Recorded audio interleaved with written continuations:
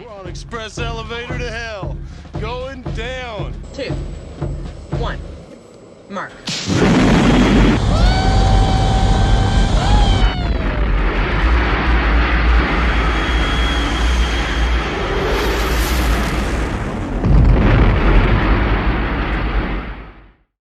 What is going on YouTube? It's Brendan from Market Makers. Another special video for you today. Guys, we crossed a milestone, 29,000 plus subs. Thank you so much for everybody that watches this channel. Again, we started this channel back in June of 2021. We had about 30 people in the Discord, which now has over 12,000, 13,000 people. And we have now 29,000 plus subs. So 20% of you don't subscribe to the channel, but watch the videos. So even if you hate the channel, I ask that you go ahead and subscribe because you watch the videos anyways. Guys, one of the key goals I have on this channel is not only to help bring you financial freedom, like I found for myself, vis-a-vis trading, understanding the markets, profiting in these markets, understanding the growth and decay cycle, but also because I want to be able to bring some of these guests on that we always play clips from, like Eric Johnston, Dan Niles, Jeremy Grantham, Ray Dalio. And the first thing their people ask me every time I reach out to anybody is,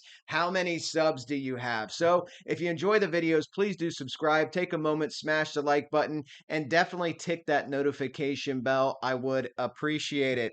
The title of this video on the thumbnail is Chop and Drop. Guys, I think we're going to be chopping a little bit here. And then if you look at the title of the actual video, it says Wave Down Wednesday. I found an interesting little pattern, which may show that the market may start breaking down even more come Wednesday. As you guys know, we passed our pivot date. So this is a key update video to look over our trade setups, look at other potential trade setups, and look at the price action here in this cycle. Guys, I want to kick this video off with Chris Toomey from Morgan Stanley. It's about a 2.5 minute clip. I want you to listen to the person questioning him. This is Scott Wapner on CNBC as a halftime show here in the USA. And he's very bullish. His whole panel is a bunch of permabulls, with the exception occasionally when they have Steve Weiss on. But listen to how he talks to Chris Toomey, and listen to what Chris Toomey says if Wapner suggests that he could be wrong and the market goes higher. Lee, go ahead and play that video. We'll talk about it on the other side. Teams in the country at Morgan Stanley. His name's Chris Toomey. He's back with us at Post 9. So you and Chris Harvey have obviously been hanging out. You think it's time to sell before May and go away? Yeah, I mean, I think we've been fairly defensively positioned for a while, and we've been pretty open about that. I think tomorrow starts the earnings season in earnest for Q1. If you look at last quarter, down earnings. This quarter expected to be down about 9%. That's with top line revenue growth being at 2%. Second quarter down again. So you're talking 3 quarters of negative earnings. This is an earnings recession. It is. And if you look at what the street is calling for, 220 on the S&P 500, 18 times multiple, that's pretty expensive for us. And in our mind, we think earnings in reality are going to be closer to 195. And I think that's where the rubber is going to meet the road. See, the bears, or those who are more cautious, they, and with no disrespect in any way, they all tell the same story because the story is easy to tell in the same manner. It's like, the economic news is showing deterioration. Earnings are still too rich, and those estimates are going to come down. Stocks are too richly priced at these valuations based on what earnings really should be, right? I mean, I've kind of laid it out. It's pretty easy to do. Yep. But that's the point. It's kind of easy to do. What if all you guys are wrong? Well, I mean, if we're wrong, I think we're in for an even worse outcome. I think the further the market goes up, the more those fundamentals get worse, and the more downside we're going to see. Why so? So, I mean, I think, look at a situation like financials, right? It's the second most important part to earnings this year. Everyone was concerned about deposits. Right now, I don't think it's a solvency issue. I really think it's a return issue. If you look at the basic business of financials, you're lending through deposits at one rate, and and then you're loaning out to earn money. Right now, that's inverted. The net interest margin is what you're talking about. Right. So, Rob Sechan was on earlier. He talked about peak net interest margins. That's going to be a critical problem within the financials, which the Fed spoke about in their minutes. They were ready to go 50 basis points and halted because of their concern about what's going on in the financial markets. And I think that's only the first problem. I think the second problem is if you look at a report that Morgan Stanley put out last week, focusing in on the debt wall that we're going to be seeing over the next 2 years. It's $5.3 trillion. A big portion of that is commercial real estate. So you're one of those who are, getting more worried about the commercial real estate effect as well. Absolutely. I mean, you're in a situation where rates are significantly higher than when these loans were priced. They have to reprice, and valuations have to come down 20 to 40% on a lot of these properties. That's going to be a really troubling situation. And don't forget, the banks don't just lend in these situations. They also invest through CMBS. So if the banks are impaired, that's going to be an even bigger problem for the economy. All right, so guys, that was Scott Wapner questioning Chris Toomey. And of course, Chris Toomey, what's he talking about? Valuations in the marketplace. This is very similar to the Eric Johnston clip I played for you last video from Cantor Fitzgerald. I keep wanting to say Cancer Fitzgerald. I don't know why. But, Eric Johnston pointed out that the market right now on a price to sales ratio is the exact same as Y2K. Okay, so you're at a peak. And one of the key concepts, and Toomey was talking about this as well, one of the key concepts is you don't have a bull run start when you're in the 90th percentile for valuations historically. It just doesn't happen. And if you notice, when Wapner was questioning him, what was he saying? Well, the bear case is very easy to make. So what if you're wrong? Well, a couple of points on that. The bear case is easy to make because every single red alert, red flag you could have from a macroeconomic standpoint and a trading standpoint is telling you you're going into a recession. You have to understand the fallacy of the soft landing narrative. There was never a chance for a soft landing. This is how I was able to make videos for you last year showing you where the S&P would be going, which is where? 3141. And what does JP Morgan, Chief Equity Strategist, Morgan Stanley, Wells Fargo, Bank of America, Merrill Lynch, my old bank, Citibank, where do they all now say, as of in the last 2 to 3 weeks, they all now have low 3000s as a target. And you guys got it, 6 to 9 months ago from me, because you have to understand the market cycle. You can be predictive instead of being reactive. That's why this information can help make you money. It requires patience and it requires understanding the market is going to move irrationally. The market is a giant Ponzi scheme. That's kind of the theme of this video, and I want you guys to understand this, okay? We played that clip before about Scott Minerd literally saying the market is a giant Ponzi scheme moving from bubble to bubble. Why would a self-made billionaire who managed $500 billion under in his company when he was alive, why would he say the market's a giant Ponzi scheme?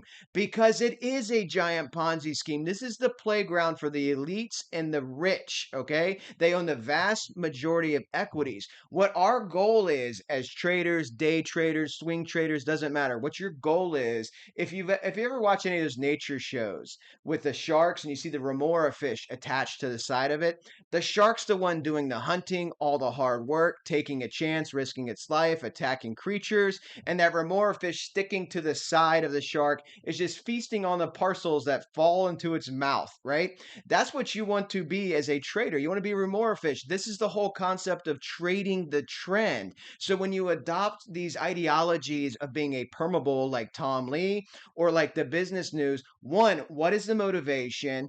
And two, how will that help you? And if their motivation is, hey, I'm a money manager, I need you guys to give me money so I can trade with your money, hopefully make profit, and by the way, charge you fees for that. Well, that's a big motivation, guys. And when you have the markets controlled by the big money, they need your money in order to move the market. So the bullish narrative is always very powerful, because if you look at historical trends going back multiple decades of charts, go look at a chart from 1928. 2008 before the great crash, right? Which crashed the markets 80+%.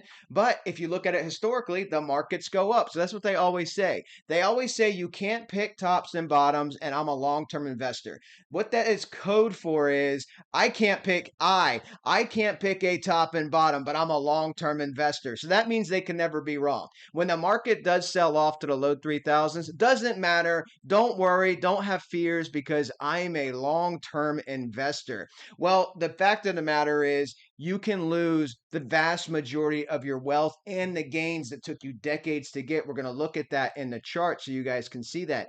Understanding the cycle, being your own captain of your destiny for how you invest and how you trade, and removing yourself from the grips, the vice grips of these big money companies that are totally clueless to what happens in the marketplace is going to be a key for all of you for financial success, because a recession is all but at your doorstep. In that interview, Wapner said to him, again, what if you're wrong? What the bear case is so easy to make. What if all of you are wrong? And what did Toomey say? Well, if I'm wrong, then it's even worse. Then it's even more dangerous, meaning that sell-off could be even more dramatic. And he's absolutely right. This is what we keep talking about on this channel. The risk is to the downside. The upside ability to make money moving to the upside, going long, is limited, but you have a much greater ability to make money going to the downside. And in that case, if you are long or holding spot in anything, you have an ability to lose a dramatic amount of wealth. So guys, I want to introduce you to one more person real quick. Hyman Minsky. You may have heard a lot of people talking about a Minsky moment. He was an economist. Lee, go ahead and throw these slides up. Start with the first slide. JP Morgan sees increasing chance of a Minsky moment. Strategist says debt-fueled market meltdown is possible. Investors should sell into relief bounces in stocks. So what is a famous quote from Hyman Minsky? Again, an economist. I'm going to show you the Minsky cycle on a slide as well. But let's look at this quote. Stability leads to instability. The more stable things become and the longer things are stable, the more unstable they will be when the crisis hits. And if you look at the definition, a common definition here in economics of the Minsky moment is a term coined by economists describing the time when the house of cards collapses. The Ponzi operations are based on the increased value of the goods, and when it eventually begins to fall, borrowers and banks realize that there are debts in the system they may never recover. People rush to sell goods, which causes an even greater fall in prices. And then here's the Minsky cycle, guys. Very simple cycle here. You can see stability and instability, very similar to a Asian concept, a Chinese concept of yin and yang. You can see boom, euphoria, and the stability, profit taking, going to panic and instability, and displacement. So, guys, remember Scott Minerd, that clip I played for you a couple of videos ago? Again, self-made billionaire, $500 billion in assets under management. And he said the market is a Ponzi scheme moving from bubble to bubble. I want you guys to understand this because I see, we get a couple of trolls every video. Aha, you're so stupid. The market's going up. Bitcoin to 1 million. This is such a dangerous understanding of how to trade the markets, is to pick a team. You shouldn't be on team bear. You shouldn't be on team bull. Your whole objective here is to make as much money as possible. When the market bottoms, I will be super bullish on this next wave down to 31.41, give or take 150 points. I told you I'm trading that wave. I'll be trading the upside. You want to maximize your profits. And if you pick a team, this is human psychology, red state versus blue state. And it's always the stupidest people that say comments like that. They're always losing traders. You have to understand how to make money and preserve your wealth. So key thing here is, guys, if you aren't trading these markets, if you're watching my channel just for my take on the economy, my take is very similar to some other people's that you probably watch, like George Gammon, a buddy of mine, Peter Schiff. You'll understand what's happening in the macro market, but your key objective, if you are not trading, such as my parents, they're not trading. We took their money out. I took their money out in November of 21. So they're just waiting for the bottom. Again, I said this last video, they missed the 34% decline in the NASDAQ. They didn't lose wealth there. They missed the 24% decline in the S&P. didn't lose wealth there. They missed a 75+% decline in Bitcoin and then the crypto markets, because I had my parents in some cryptos as well. Took all of that out. We're just waiting for a bottom. Priority one, preserve your wealth. Priority two, if you want to try to make additional wealth or you want to trade these markets, this channel is absolutely helpful for doing that. Guys, if you do decide to trade, please do check out one of our two sponsors. They sponsor this channel. We make no money from YouTube. A lot of people ask me so in the comments, how much money do you make on YouTube? I can tell you with almost having 30,000 subs, you only make money on ads. We make about $10 to $12 a video. So a lot of work goes into these videos and it's not worth it for $10 to $12. Guys, if you check out our sponsors, not only is it a fantastic trading platform, SimpleFX, to trade all of the equities, commodities, Forex, and of course, a good majority of the cryptos with a fantastic $5,000 instant bonus based on your deposit amount. Decentralized exchange. They cannot trade against you. They've been around since 2014. FX exchanges are all over the world. Super liquid marketplace doing $6 to $12 trillion a day aggregate. Okay. Fantastic exchange. That tutorial, all the information is in the video description as well as pinned in the comments. And if you guys are in a crypto background, you're watching me for the Bitcoin and my take on the markets, you can also check out BingX if you want a traditional crypto exchange. Why are we promoting BingX? Because their limits on withdrawals is 1.5 million a month. Contrast that with a lot of the other big exchanges now, $20,000 a day, $100,000 cap a month. BingX has all of those abilities to trade other markets, but they also have that ability in the crypto space to give you the big laundry list of altcoins that I know so many of you crypto people really do enjoy. So check out our two sponsors. Again, everything is pinned in the comments as well as in the video description. All right, so guys, we talked about Minsky. We played that clip from Toomey. Let's talk about the patterns that are at play right now in the marketplace. The .com pattern on the left, and of course the modern market on the E-mini on the weekly. We just had our pivot. Here's your spring equinox in .com, and as you can see, that then provided further weekly selling. Okay, now again, this pattern's tracking candle for candle. The rally pattern, 9 bars, 63 days, 16 bars, 112 days. 10 bars, 70 days between tops. Identical pattern here, trying to combat your all-time high trend line. 9 bars, 16 bars, 10 bars, 70 days. So let's see if we start getting our breakdown. This is a weekly candle. We're in the middle of earnings season. A lot can happen. So we want to zoom in on a tighter range here on our esoteric pattern here on the S&P on the daily. We hit our pivot, as you guys know. This pivot candle reached 41.64. Now, if we play out as we did for the majority of the previous pivots, guys, the pivots provided the exact low, the exact high, the exact low, the exact high, and this one, the most recent pivot, was not the exact high. It was within a $20 range of that high. So we have to see how this pivot plays out. But what you're doing, if you come up at all, you're in a very tight range with all of the risk to the downside. Your max range that you could be at here for upside risk, let me find it here on the chart, is right here, that previous large rally, right? So basically 42.89 is your max upside risk. You're trading at 41.33. Again, your pivot got you up to above 41.60. So this is your max upside risk. Could the market get there? Yeah, it could. It did it once before, but this pattern, this resistance band that I've given you based on fibs, right? Based on the mysterious fibs, these esoteric concepts, 41.43 to 41.73. I've been saying 41.80, as you guys know, but 41.40 to 41.80. This range has held intact going all the way back to May of 2022, with the exception of this one spike up. So that's best bull case scenario to me.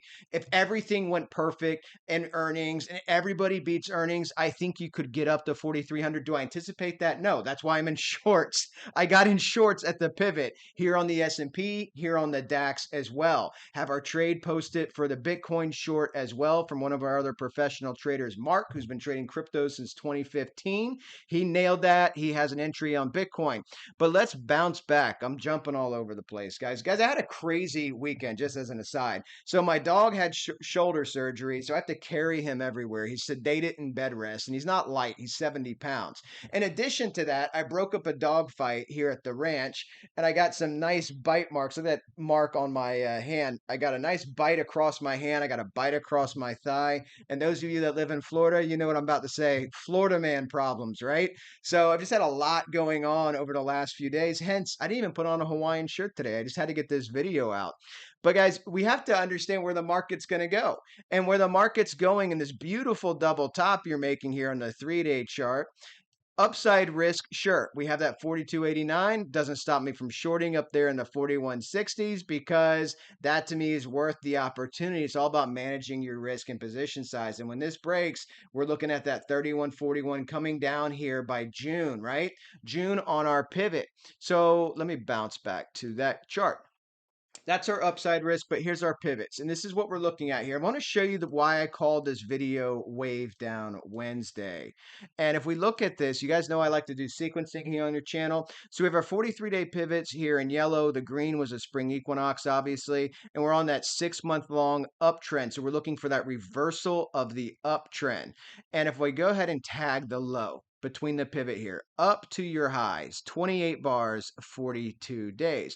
Let's take that high to the low. Now, Bill Williams, who wrote a great book called Trading Chaos, you know, he would call this like a fractal pattern. Robert Fisher, one of my mentors, market mentors, Bryce Gilmore, they would call this probably sequencing. So I just call it sequencing. But if you look at this, so 27 bars, 39 days.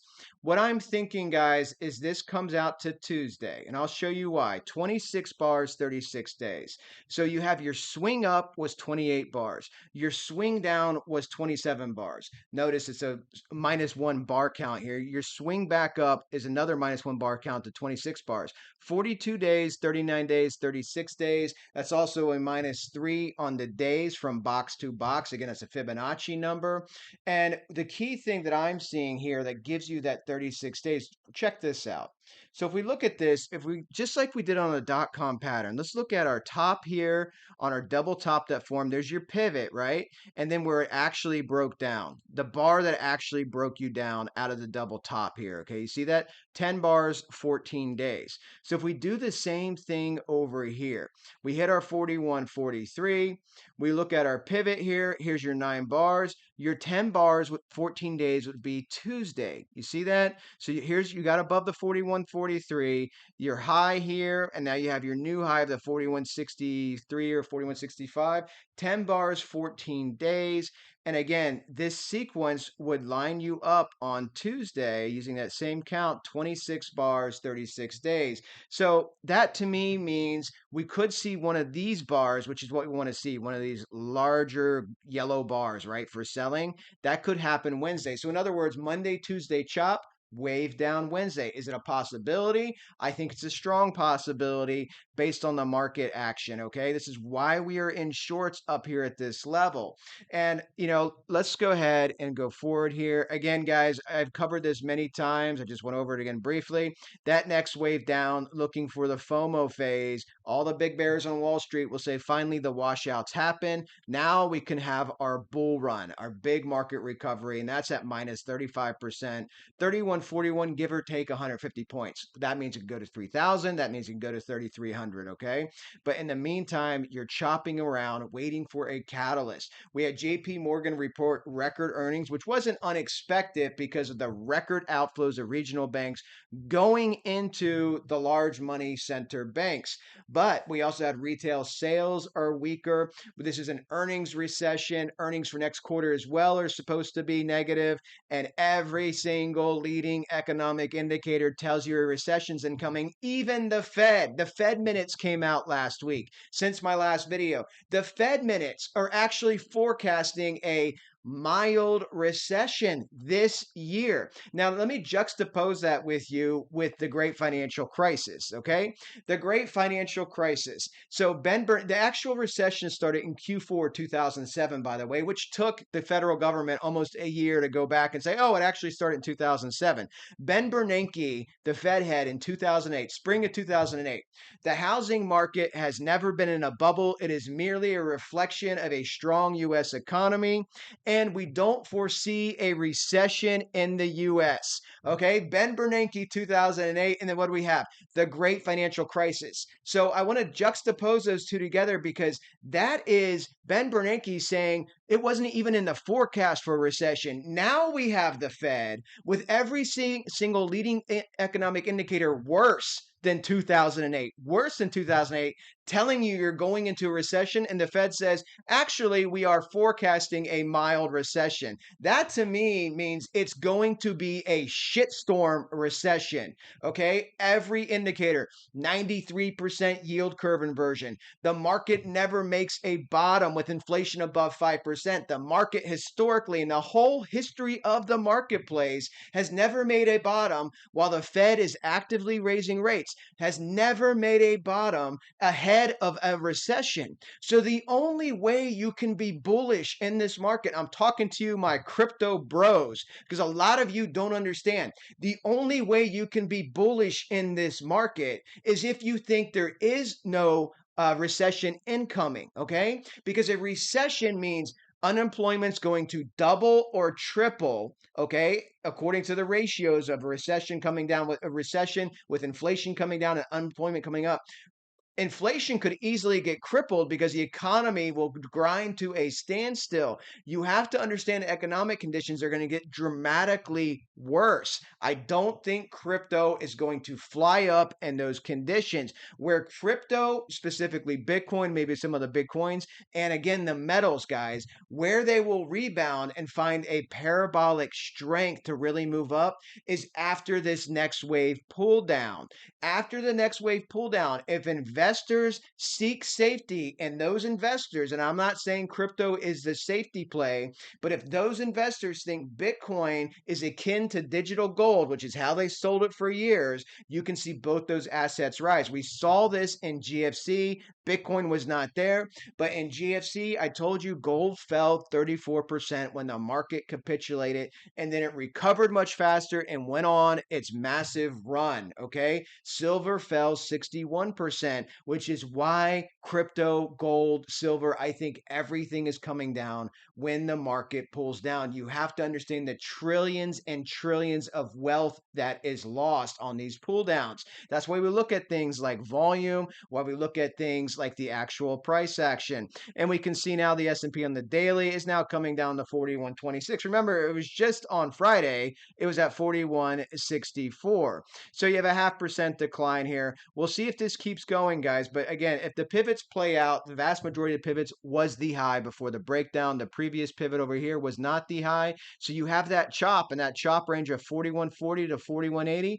Anytime S&P, in my opinion, gets back above where it was, 4160 to 4200, 4180, those are opportunities, again, because your upside risk is limited, 4289. Those are opportunities to ride this thing down, because I do believe, again, you can see it on the daily, massive double top. I do believe you're going to get this breakdown following the pattern, not only the dot-com pattern, but the exact same growth and decay cycle of last year. Sell off in April, bottom in June, rally to August, final bottom in October. That market path, I do believe, will be repeated in this market cycle. So let's go ahead and look at the VIX. The VIX is still dropping. I went ahead and threw this trend line back to your all-time high, January 4th on the S&P. The VIX got to 16.34. Where the VIX is now is extremely dangerous to reverse, okay? Because again, your bear market tops, for the tops and bear market rallies, has been historically 16, 17, 18, going all the way back to .com. And you can see that here, that again, the all-time high, and what happened? massive spike up to almost 40, okay? And you see all the volatility of last year with the trading. So you're getting down to that level again and again. All the red flags in the economy tell me danger, Will Robinson, danger. Let's look at Bitcoin again, looking at the weekly. Again, we have our short out there, but you can see this is, guys, people keep asking me, hey, since Bitcoin got up to, wherever it got to, where did it get to? 30,000, 31,000? Do you still have 12, 13 for the top? And the answer is simply yes. I mean, I can show you this really quickly as well on the weekly time frame. One spot 414, you're looking at 12,759. Okay, that's what I'm saying. 12, I think it's 12,888 on my daily, but 12,800 to low 13s is where you're coming, because the key concept is sweeping your low. And you don't think it'll get there? Well, listen, it moves at over a 2 beta. Look what Bitcoin did. By the way, again, a couple of people that were commenting saying, man, you should have been trading longs here. We have guys in our room trading longs. We have traders posting longs for members to trade. But looking at your base here, where you came off of, right? So one way to look at it is you're up 100%, up 100% from 15.5. The other way you can look at this is you went down 77%. And even as of now, on the current price action, you're down 60%. Okay? Because one guy left a comment saying, man, bears have done nothing but wreck the market. Really? Because we shared this trade 48.2, what was that? 48.2 here for a 64% drop. The problem is with people that are permanently bullish, that draw imaginary lines going up in the air, that have no concept of economics or macro market cycles, they have their members buying in here. They had their members buying in here. Don't worry about this. It's just a correction. It's a pullback. Totally normal. This is crypto. This is a correction. It's a pullback. Totally normal. It's crypto. Guys, don't worry. Oh, look at this. We're going back on a bull run. Oh, don't worry. I mean, now we've got our washout. Now we can run back up. And guess what's going to happen? It's going to do this. It's going to come back down to 12,700, 13,000. You're going to get another rally. And then those same people, the equivalent of the equity morons who are going to think it's a complete washout as we're heading into a deep, dark recession. That's why I'm trading the rally. In case I'm wrong, I want to have my money on that rally when we get down to the FOMO phase. But the crypto morons are going to think the exact same thing, have their users buying in. You're going to rally up to some level, and eventually you will come down to my target. And again, that target is 4K to 8K. It's going to happen because it's a market cycle, not because I want it to, but because it's going to happen. Macroeconomics tell you it's going to happen. The leading economic indicators, every red flag indicator in the marketplace with 100% accuracy is telling you markets are severely overvalued. The only way this won't happen is if everybody believes crypto, specifically Bitcoin, is digital gold. And even then, this is still coming down to complete the phases. The Dow phases will not be conquered. It's a 3-phase bear market, and you're coming down to disgust phase, I believe, in crypto, okay? And again, remember, key concept, guys, the markets are a Ponzi scheme. I am not your enemy. People that trade the market differently are not your enemy. The big money who steals from you, manipulates the markets to always be right. That's why 80% of retail loses money. They're your enemy. I'm just showing you what they're going to do with their money that's going to cause the assets that you love to come down, and the opportunities you will have to outsmart them, ride their wave, let them throw money at shit, ride the wave, and capture those profits. That's what I'm showing you. Bitcoin here on the 8-hour. And as you can see, Bitcoin's coming down. You got to look for that support at 28,904. Again, I think this is going to come back up again, and you're going to have basically a double top form, okay? A double top form here on Bitcoin, so it can come back up. Watch for some type of retracement on a smaller time frame. This is a daily, and you get this double top, and you break down when the market starts breaking down. Let's look at Bitcoin on the 8-hour. You can see this. Again, you basically formed, we've drawn this out a few times here on the 8-hour, but you have essentially your Wyckoff trading range here. and you just fell out of your Wyckoff trading range. This could be a down thrust that you come back up, or you could just start looking to move down further. 618 here, 29,561 is going to be resistance again, basically the base of your Wyckoff. Your next support level, 28,904. On the 8-hour, your money flow is bearish, okay? Lower highs all the way down, and you can see that in the price action. Let's look at the NASDAQ. The NASDAQ, I've given you guys this 13.1 as an opportunity area, 13.1 and above. Upside risk 13,455. That would be the ultimate short to get in on a move like this. Very similar to the S&P on that big rally up, right? But this 13.1, 13.2 range has provided excellent trades here in the NASDAQ. Anticipate this coming down as well. Let's look at the NASDAQ on the daily. On the daily, volumes dropping off, money flows peaked out. Looking at the current candle price action, let's open this up a little bit. You can see what you have here. You have your push up, your resistance at 13,198, your follow through back down, move back up, just Wyckoff steps, guys. And now you're selling off again, maybe coming down to retest the bottom of that range. NASDAQ's trading at 12,000, just under 13,000. You want to see if the support at 12,890 holds. Then you're looking at 12,752 here, which is the top of your Wyckoff in this larger daily time frame, right? Remember, key concept. You have your impulse out to break Wyckoff, you get your pullback, okay? If you get your pullback, you want to be able to hold this. If you just roll back up and do this, you make a shape like a double top, a head and shoulders, a Gartley pattern, and you fall back down. And your key support structure inside your Wyckoff is going to be wherever your 200 at is on the daily. That's roughly 12,000. So you want to see if this structure holds, and it may during earnings season. Remember, we're looking at the waves down. We're looking at breaking down, and when that breakdown happens, the NASDAQ's sweeping its low. Let's look at the 3-day chart, okay? The NASDAQ would be sweeping its low at 10,411. And again, I have that next wave down at 9,000 to 9,500, where the NASDAQ will end up. So let's just go ahead and measure that just so people understand from a crypto perspective. So let's go from a little high here, and let's just say we hit our higher target. It's a 30% move, almost a 31% move. So if Bitcoin's moving at a 2 beta or higher, you're looking at Bitcoin going down 60% from where it is, okay?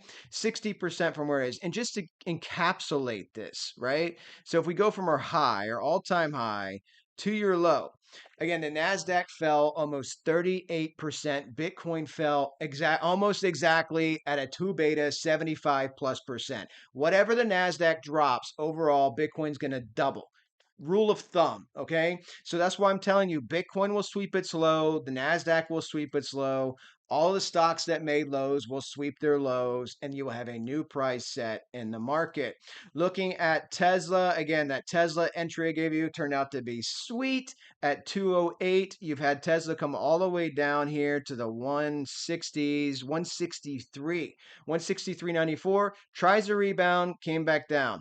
Tries a rebound, came back down. You're making a series of lower highs here in your range. Again, printed this beautiful double top, and you're seeing if this thing's going to capitulate. If it does, watch your supports at 146, and then watch your low of 101. I think Tesla's going to take out the low when the NASDAQ and S&P take out their low, and you're going to see somewhere between a $50 and $70 Tesla, okay? This could go a little bit higher, could go lower. The 1618's at 30. I think that 30 will be in the October bottom. You'll see something around that range, $30 to $40. And guys, Tesla got up to over a 400 PE, right? Over a 400 PE, trading at over $400.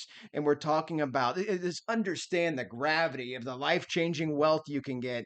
We're talking about Tesla getting down below $100, which is definitely going to do, and land somewhere between, say, $30 and $75.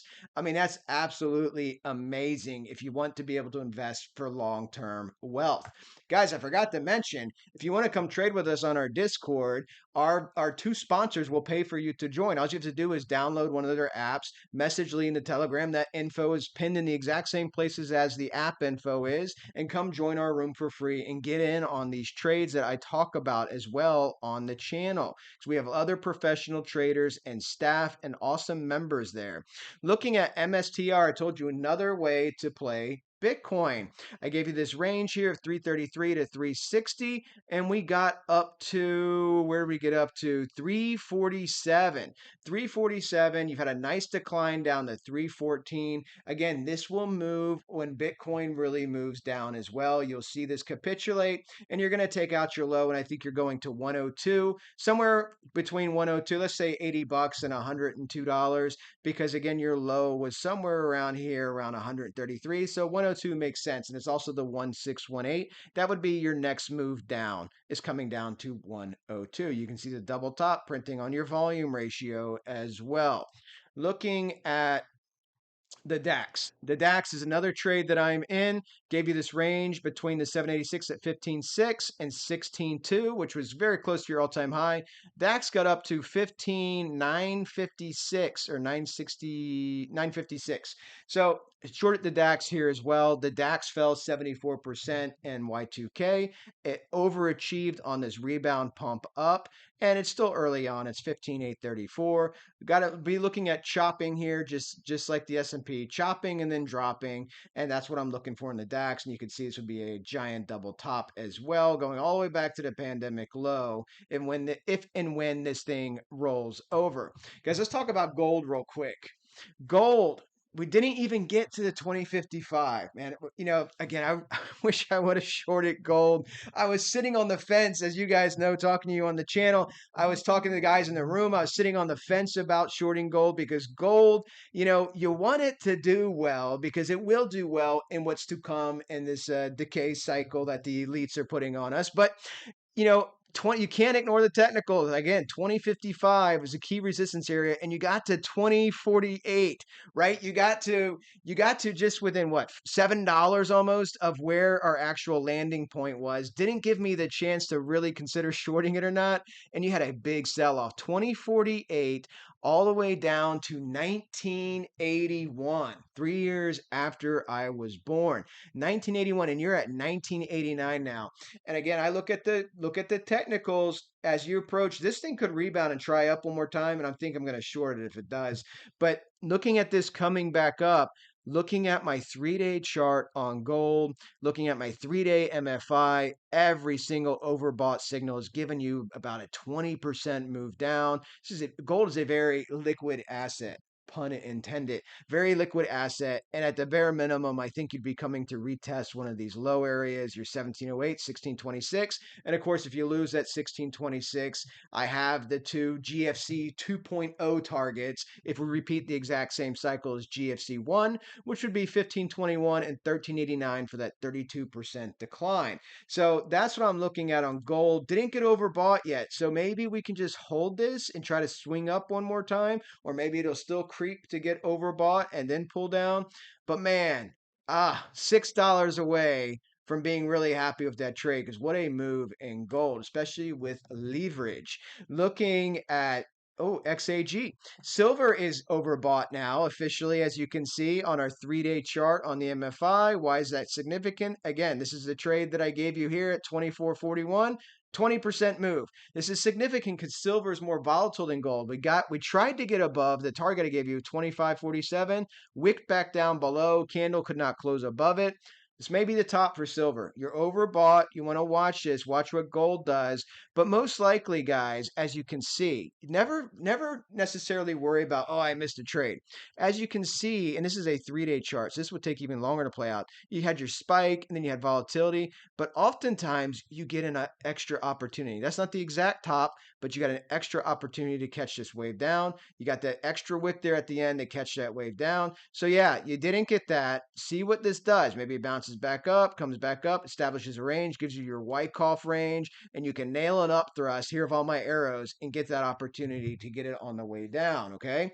Sometimes you don't. Sometimes it just does one of those. Great entry point, and you miss that drop. But it is what it is, guys. It's the joys of trading and the joys of making 40-minute videos. Leave me your comments. I'll answer them as always. Talk to you guys. I make another video, I guess, Thursday. We'll do a market update, see if our wave down Wednesday is starting to play out. And everybody, have a fantastic week. Talk to you guys next video.